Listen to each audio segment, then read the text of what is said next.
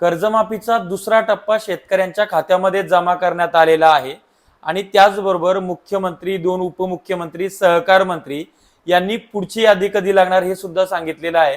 त्यावर सुद्धा बोलूयात आणि अनेक महत्त्वाचे मुद्दे त्या ठिकाणी उपस्थित झालेत, त्याच्यावर सुद्धा बोलूयात।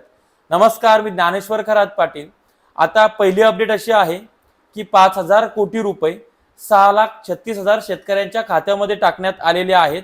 म्हणजेच याला ते कर्जमाफीचा दुसरा टप्पा म्हणतायत, बरोबर। मला सांगा, तुम्ही नमोचा हप्ता सारखं हे करताय का किंवा पीक विम्याच्या हप्त्यासारखं करताय का? हा हप्ता टाकला आणि तो हप्ता टाकला आणि तो हप्ता टाकला, अशी कोणती पद्धत असते का कर्जमाफीची?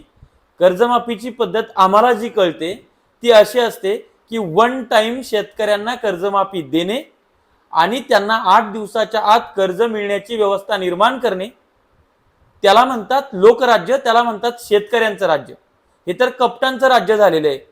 म्हणजे पहिले तुम्ही 5,000 कोटी रुपये टाकले, आता तुम्ही 5,000 कोटी रुपये टाकले, दोन्ही मिळून तुम्ही 10,000 काही कोटी रुपये टाकले।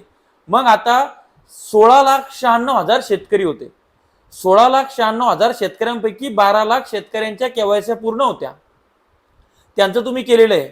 उर्वरित शेतकरी म्हणजे केवायसी केलेले सुद्धा काही हजार शेतकरी बाकी आहेत आणि उर्वरित जे 4-5 लाख शेतकरी आहेत, म्हणजे तुम्ही 12 लाखाचा लमसम आकडा जर पकडला, 13, 14, 15, 16 आणि 16,96,000 म्हणजे 17, म्हणजे 5 लाख शेतकऱ्यांचं काय झालं?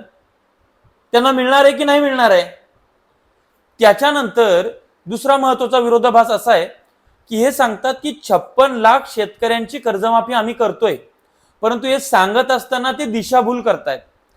ते सांगतायत आम्ही 40,000 कोटी रुपयाची कर्जमाफी करतोय, हे सांगताना सुद्धा ते दिशाभूल करतायत।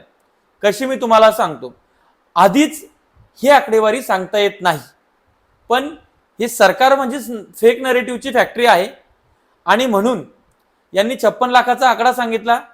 तो एक जुमला आहे मोठा, कारण त्याच्यामध्ये 23 लाख हे ओटीएस आणि रेग्युलर वाले शेतकरी आहेत, ज्यांना तुम्ही 50,000 रुपये फेकून मारणार आहे। दुसरं जे थकीत आहे ते 32 लाख शेतकरी आहेत, 32 लाख, ठीक आहे। त्या 32 लाख शेतकऱ्यांना तुम्ही त्या ठिकाणी कर्जमाफी करताय 2 लाखापर्यंत, असं उघडं करून जनतेला, शेतकऱ्यांना तुम्ही सांगितलं पाहिजे। आणि जे मुख्यमंत्री म्हणायचे की कुठलीही निवडणूक तोंडावर नसताना आम्ही हे सगळं करतोय, त्याच मुख्यमंत्र्यांनी थोडंफार आत्मपरीक्षण करावं की आपण भीक देतो आहोत का? तुम्ही कर्जमाफी देत आहात तर ती पहिला टप्पा आला, दुसरा टप्पा आला आणि जो महत्त्वाचा प्रश्न पुढची यादी कधी लागणार, तर त्यावर सहकार मंत्री, मुख्यमंत्री, उपमुख्यमंत्री सांगतात की हे कंप्लीट झाल्यानंतर आम्ही पुढची यादी आणणार। महिना लोटला, 1 महिना होऊन गेला, तरी सुद्धा दुसरी यादीचं नाव नाही। 17 लाखापैकी 12 लाख शेतकरी घेतलेत, 32 लाखाचा आकडा तुम्हीच सांगताय। मग त्या 32 लाखांना कधी मिळणार? डिसेंबर मध्ये? त्या शेतकऱ्यांनी कधी परत कर्ज घ्यायचं? हे प्रश्न नाहीत। त्यामुळं कर्जमाफी बद्दल हे जे चाललेलं आहे ते चुकीचं चाललेलं आहे। शेतकऱ्याला त्या ठिकाणी वेठीस धरल्या जात आहे आणि जे रेग्युलर भरणारे शेतकरी त्यांनी काय पाप केलं?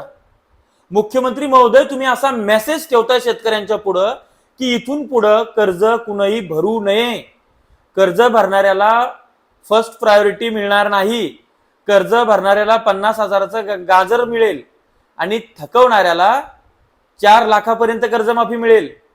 म्हणजेच बँका ओटीएसच्या माध्यमातून जर एखाद्या शेतकऱ्यावर 4 लाख रुपये कर्ज असेल तर ओटीएसच्या माध्यमातून बँका त्याचे 1,80,000 पर्यंत माफ करते, सरकार 2 लाख माफ करते, 3,80,000 माफ होत आहे, त्याचे 20,000 तो फक्त भरतोय।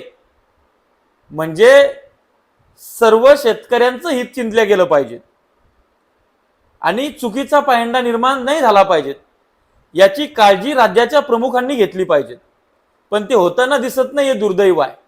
आता तरी सरकारला सुबुद्धी सुचो आणि तात्काळ वन टाइम मध्ये येत्या महिन्याभराच्या आत संपूर्ण कर्जमाफी सरकार करो, अशी त्यांना बुद्धी सुचली पाहिजे।